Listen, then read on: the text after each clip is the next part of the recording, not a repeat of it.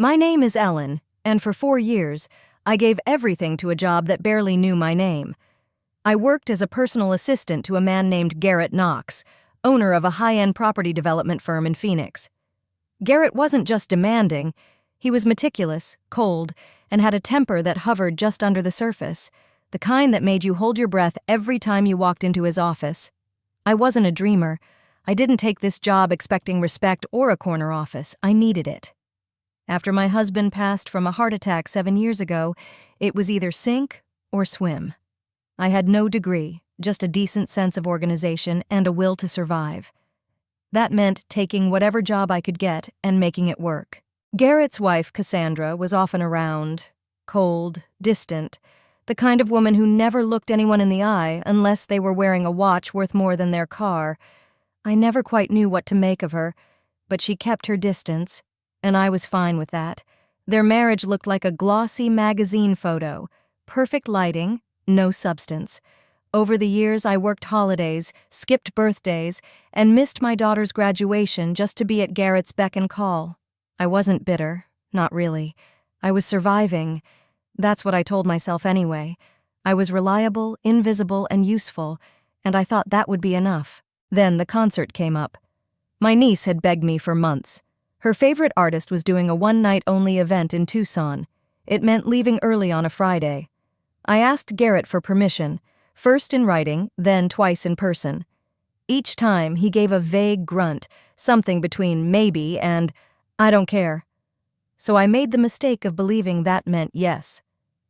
Friday morning, I handed off my tasks early, even briefed his junior assistant, Raymond, a fast-talking 20-something with a silk tie and no idea what real work meant.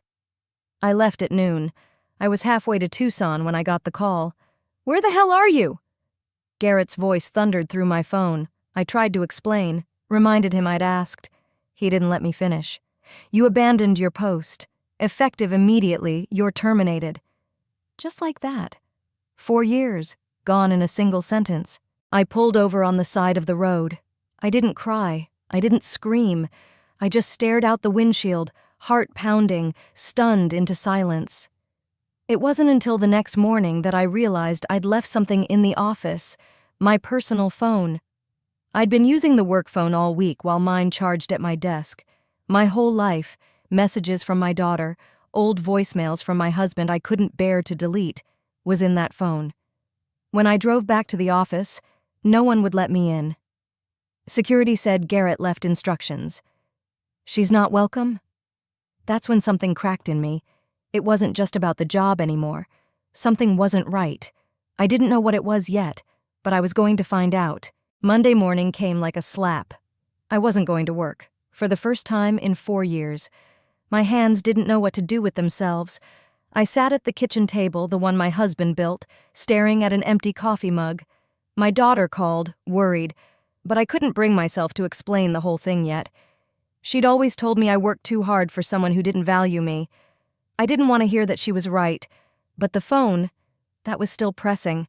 I couldn't leave it behind, not just because of the memories, but because of what it might contain.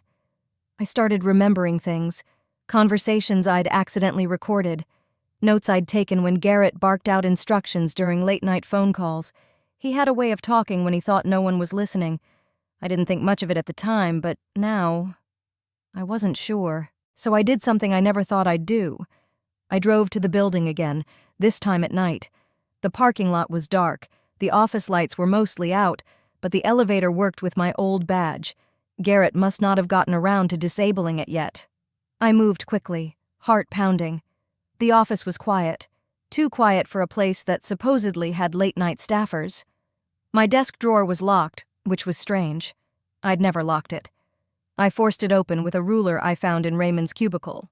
The phone wasn't there, but a copy of one of Garrett's contracts was, one I knew had been destroyed. I'd watched him shred it myself. It was a land deal, something about rezoning desert property on the outskirts of Mesa. The names on it weren't familiar, but the numbers were big enough that someone would want it kept quiet. I froze when I heard the door click. Raymond. He looked as surprised to see me as I was to see him. "What are you doing here?" he asked, eyes narrowing. "I left something," I said, trying to keep calm. My personal phone. He didn't blink. Garrett said you're not allowed on the premises. It's my property, I shot back. I'm not here to cause trouble. Raymond gave a thin smile. You shouldn't be here. And if you're smart, you'll stop coming back. That tone, slick, smug, and just a bit too rehearsed, confirmed what I'd begun to suspect. Garrett had something to hide. And Raymond? He was in on it. I walked out without saying another word. But I didn't go home. I sat in my car with my hands shaking, heart hammering in my chest. This wasn't just about a missed concert anymore. Garrett was hiding something. And now I had a copy of a contract I wasn't supposed to see. I needed help. Someone who knew the legal ropes. Someone I could trust. And there was only one person who came to mind. Marion. We hadn't spoken in years. Not since the company forced her out after 22 years of service. But she'd always said Garrett was dirty. I just hadn't wanted to believe her back then. I picked up my work phone and found her number in the contacts. With a deep breath, I hit call. Marion answered on the second ring. Her voice was groggy but instantly alert when she heard mine. Ellen? Is everything all right? I hesitated. Do you still think Garrett was up to something? She didn't even pause. Of course I do. What happened? We met later that day at a diner on the east side of town. The kind of place with cracked vinyl booths and coffee that never stops pouring.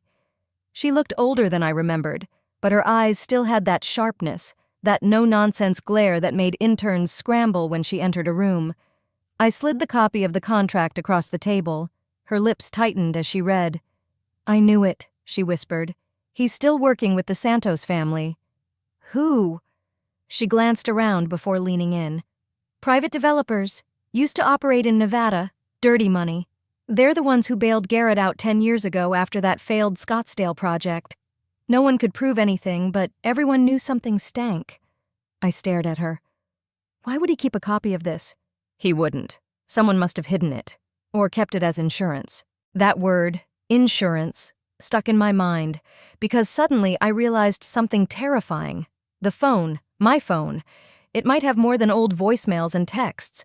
Garrett had called me countless times with instructions, sometimes at 1 a.m., sometimes while driving, often ranting about people, deals, and things he'd never say in writing.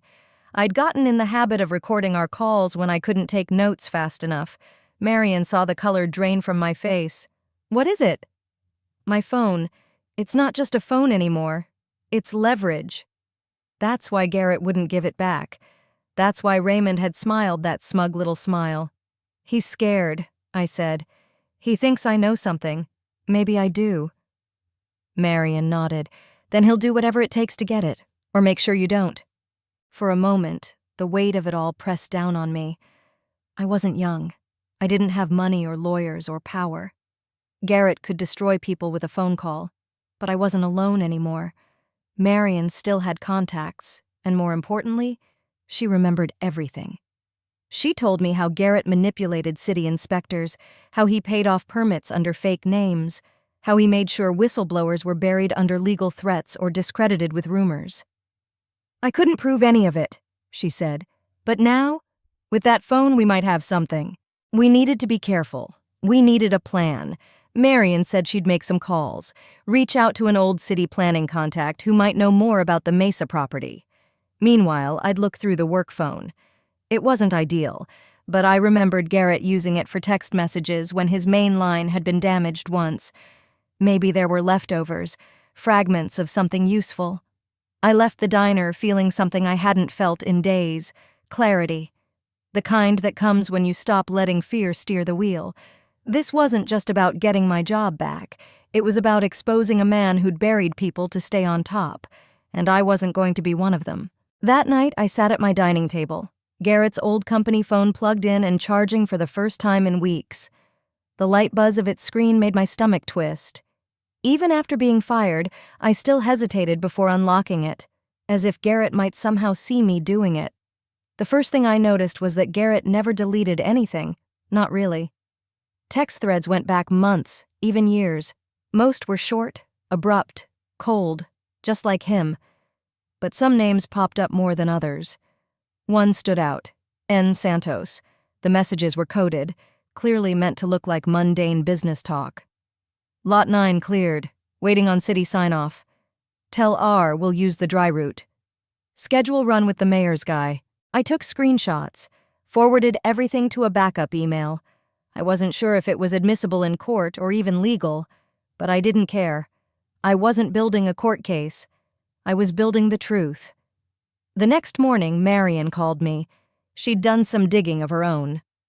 I spoke to Dale, she said, a former city planning clerk she used to know. He remembered the Mesa deal, said it came through fast, too fast, no oversight, barely any environmental checks. But you know what's worse? I braced myself. What? The land's worthless. It's been rezoned for commercial use, but has no water access, no utilities, nothing. No developer would touch it unless they were hiding something. Like what? Like a dummy shell, fake value. Inflate the price, cycle the money through 2 or 3 fronts, launder it clean. Money laundering. With city property, through Garrett. My head was spinning. I told her about the messages from N. Santos and forwarded them. She was quiet for a long time. This is bigger than we thought, she finally said. I didn't sleep that night. The next morning, I found a note wedged in my mailbox. No envelope, no name. Stop digging. This doesn't concern you anymore. The handwriting was jagged. It hadn't been mailed. Someone had walked up my drive and put it there. I felt my breath catch. Suddenly, every sound in the house felt louder. I double-checked every lock on the windows and doors. I wasn't just a fired assistant anymore. I was a problem, and Garrett was sending a message. But I wasn't the same woman he fired. I drove to the police station, not to file a report, not yet, but to speak with an old acquaintance, Officer Lyle Brandt. He used to live across the street before retiring from patrol, a quiet man, steady hands. I knew he still did security consulting on the side. When I told him I thought someone had been on my property in the night, he didn't dismiss it. He just said, "I'll take a look," and asked for the note. I left with a strange sense of calm. If Garrett wanted to scare me into silence, he'd have to try harder, because now I knew I wasn't crazy. And I wasn't alone. Officer Brandt came by the house that evening. He didn't wear a uniform, but his presence still brought a kind of quiet authority that settled my nerves. He didn't speak much, just looked at the note, then circled the perimeter of the house, scanned the locks, and examined the mailbox. "You've got a camera over the garage," he said. "Still working?" I blinked. "I haven't checked the footage in months." "Do it, right now." We sat at my dining room table, pulling up the feed from 2 nights ago. There it was, 2:13 a.m., a shadow moving low and fast across the lawn. No car, no lights. Just someone in a hoodie, walking like they knew exactly where they were going. I felt the chill in my chest return. Lyle paused the frame. "This isn't kids. This was planned. This was a message." He tapped the table. "They'll be back." That night, he installed a secondary lock on my back door and gave me an emergency line to call. I didn't sleep much, but for the first time in a while, I didn't feel entirely alone either. The next morning, Marion called. Her voice trembled. "Ellen, I think I found something big." She'd been going through archived city zoning files and found documents Garrett submitted for the Mesa land. Only they didn't match the final plan. "The signatures don't line up," she said. "And 2 of the supposed investors? Fake addresses? One doesn't even exist." Shell corporations, fake identities, classic laundering. We were both quiet for a moment before Marion whispered, "This isn't just fraud. This could be federal." I remembered something. A name from one of Garrett's texts. "Run it past Shelley's guy. Shelley Walters." That name I knew. Garrett had always been careful not to involve her directly, but she was a city councilwoman, and one who owed Garrett favors. She'd even attended his private fundraisers. If she was involved, then this wasn't just about shady deals. This was political corruption. I printed everything. Screenshots, contract copies, city filings. I wanted it all in hard copy. Marion agreed to store a second set. Then, the worst happened. My niece Rachel called me crying. "A man came to the house, Aunt Ellen, said he was looking for you. He had a badge, but it didn't look real." I closed my eyes. stomach sinking. They were targeting my family now. I told Rachel to stay at her friend's house and not come back home for a few days. Lyle came back over and agreed to sit down with me to go over everything, and suggested I speak to a contact of his at the State Bureau of Investigation. "Not the local police," he warned. "If Shelley's dirty, they'll be watching." By the time he left, I had made a decision. I would go public if I had to. But I needed my personal phone back, and I needed it now. Because I remembered what was on it, something I hadn't thought about in weeks, a voicemail I'd accidentally recorded months ago, of Garrett in his office, screaming at someone over a deal. He'd mentioned names, dates, threats, and that voicemail could blow all of this wide open. The problem was simple. My personal phone was locked in Garrett's office. The solution, however, felt impossible. I couldn't just walk in there. Not now, not after the warning, not after they came to Rachel's house. But someone else could. Marion called me the next morning, voice clipped but urgent. "Ellen, I have an idea. It's risky, but it might work." She had a friend, Sylvia, who worked as a third-party cleaning contractor for the building. Sylvia wasn't part of Garrett's direct staff and worked late nights, after the executive floor was mostly cleared. "She's willing," Marion said, "but we need to be careful. One wrong move and—" She didn't finish the sentence. We prepared everything, a small flashlight, gloves, and exact instructions on what the phone looked like and where it would likely be. Sylvia didn't want money. She wanted to help. "That man's ruined enough lives," she'd said simply. The waiting nearly drove me mad. My stomach twisted every time my phone buzzed. But finally, at 2:27 a.m., I got the text from Marion. She got it. I met Sylvia just after sunrise in the parking lot of a diner off Highway 8. She handed it over without a word, just a kind, worn-out smile. I didn't care about anything else. I sat in my car, shaking, and powered it on. 3 missed calls, 8 voicemails, but it was the saved ones I needed. I scrolled, thumb trembling, and there it was. July 14th, 1:07 p.m. I hit play. Garrett's voice came through, sharp and furious. "I don't care if the zoning's not clean. Make it clean. I don't care if they threaten to leak the Santos file. I own Walters. She'll bury it. Tell Knox and Ryder to sign, or I'll ruin them. Got it? If you ever bring up that woman again—" He'd slammed something and then the line had cut. I covered my mouth. My whole body was shaking. This wasn't just unethical. This was criminal. I sent the voicemail to Lyle, who called back within minutes. "Ellen, this is it. You have him. But we have to move fast." He arranged a meeting with his State Bureau contact, a woman named Agent Keller. We'd meet at a quiet retirement community clubhouse where Lyle volunteered. Discreet, out of the way, no traffic cameras. That afternoon, I went to pick Rachel up from her friends. But when I pulled onto the street, something was wrong. A black sedan was parked 2 houses down, engine idling, windows tinted. I parked, got out, and it peeled off like it had been burned. Inside, Rachel was crying. "A man came to the door, said he needed to give you a message."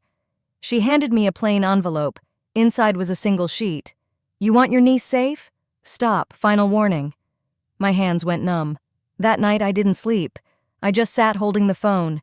They were watching us. They knew we were getting close. And they were ready to destroy anything, anyone, to stay in power. But for the first time, I wasn't afraid. I was furious. Because Garrett had made one mistake. He underestimated what a woman like me could do when she had nothing left to lose. The clubhouse at Silver Ridge felt too quiet. The fake floral arrangements and soft jazz playing overhead were jarring against the storm building inside me. Lyle met me out front. "She's already inside," he said. "No names, no recordings. Just tell her what you know." Agent Keller looked nothing like I expected. She was in her 40s, hair pinned back, no nonsense in her face. She didn't shake hands, didn't smile. Just opened her notebook and said, "Start talking." I told her everything. The contract in the drawer, the voicemail, the threats. I showed her the printout of the Santos messages, Marion's notes on the Mesa land, even the note from the black sedan. She stayed silent for a long time. Then, "This aligns with an ongoing investigation, but we haven't been able to tie Knox directly. Until now." I felt a cold sweat form. "So, this is enough?" It's a start, she said. But Ellen, I won't lie to you. If we push forward, they will come after you harder. These aren't just greedy men, they're dangerous. You're holding a match near a gasoline drum. I swallowed. I know, but I can't look away now, not after what they've done. She gave a short nod. Then we'll keep this quiet. You stay in contact only through Brant. We'll handle the rest. But quiet wasn't going to last. That night, Marion called me, her voice cracking. My apartment was broken into. Nothing taken, but everything, touched, my files, my laptop. They're trying to scare me. I clenched the phone so hard it hurt. You're coming here, tonight. I'll put Rachel with a friend out of town, somewhere they can't find her. We packed Rachel a bag and drove 3 hours west to my cousin Angela's. No phones, I told her. No texts. Just stay low. She hugged me tight. Are you in danger? I'll be fine, I lied. The next morning, the smear campaign began. A post appeared on a real estate forum, disgruntled ex-employee spreads lies after termination. It was written like a gossip piece, anonymous, but all the details were mine. My job history, my age, even old photos of me at a company holiday party, unflattering and cruelly captioned.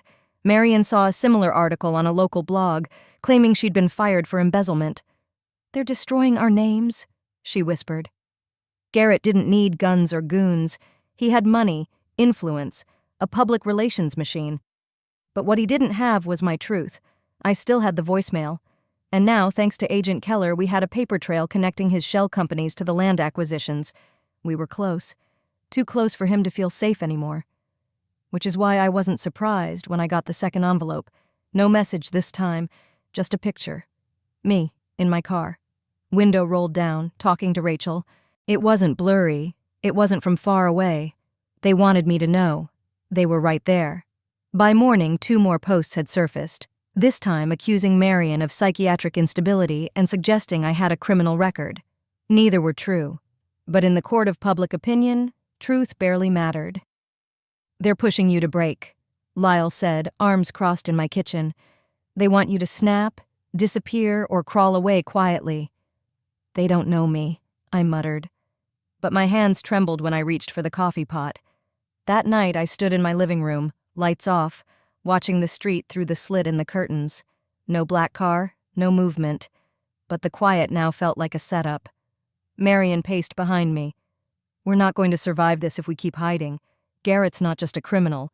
He's insulated. Money, legal teams, political cover. I nodded. Then we go loud. What? We leak it, all of it. The voicemail, the messages, the land fraud. Marion stared at me like I'd lost my mind. He'll bury us. No, I said. Not if we give it to someone too big to crush. The next morning, I made a call to someone I hadn't spoken to in years.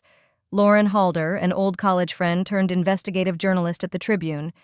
I told her I had a story that would blow a hole through City Hall and the real estate elite, but only if she promised to protect the source until the Bureau was ready to act. She hesitated. Do you have proof? I have a voicemail from Garrett Knox, admitting to criminal conspiracy.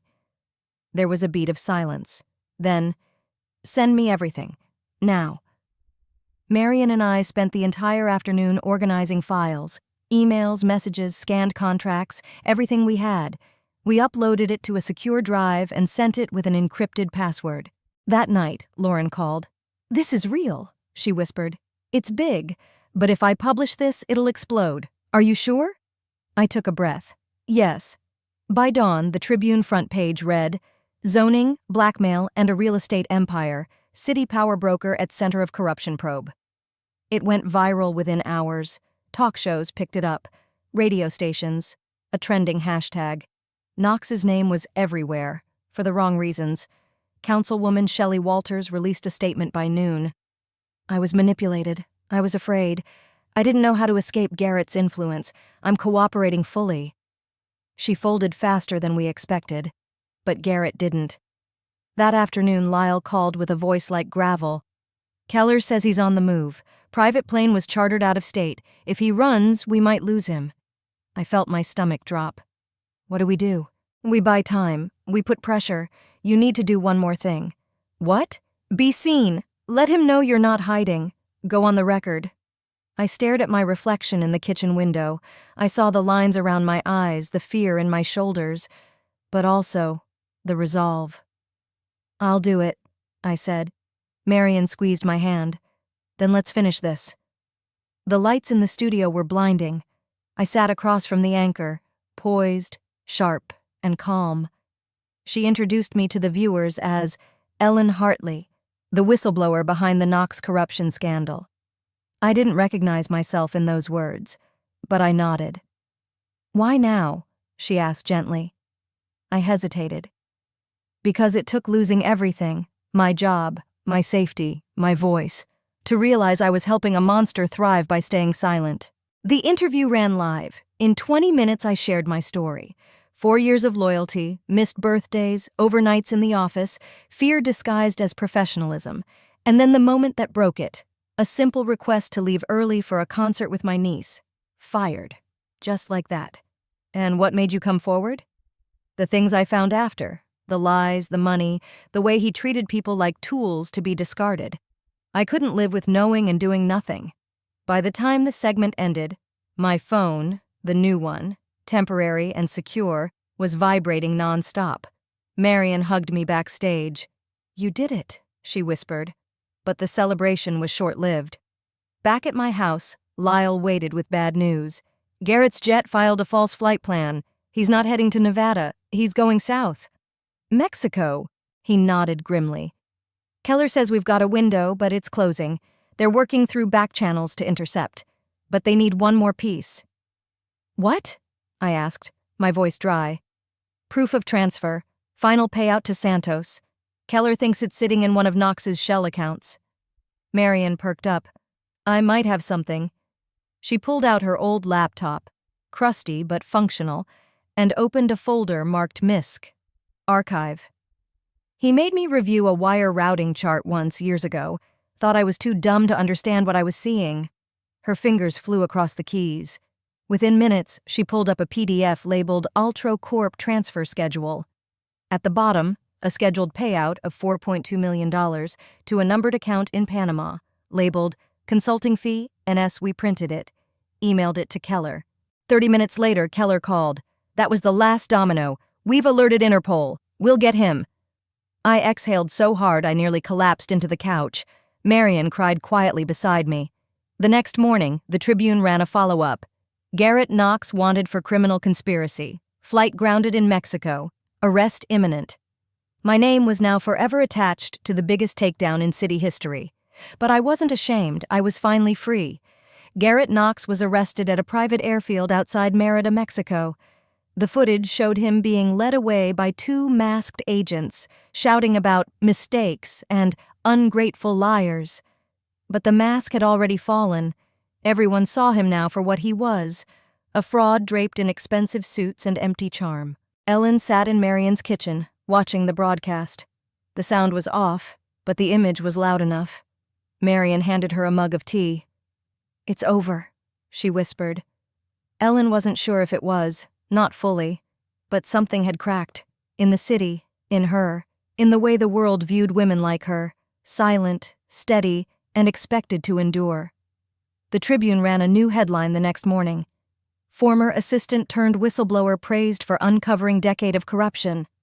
Councilwoman Walters held a press conference, tearful but strategic. She admitted to being manipulated, threatened with career-ending blackmail, and said she cooperated fully with state prosecutors. The jury was still out, on her sincerity, on whether she was victim or accomplice. But Ellen had other things to focus on.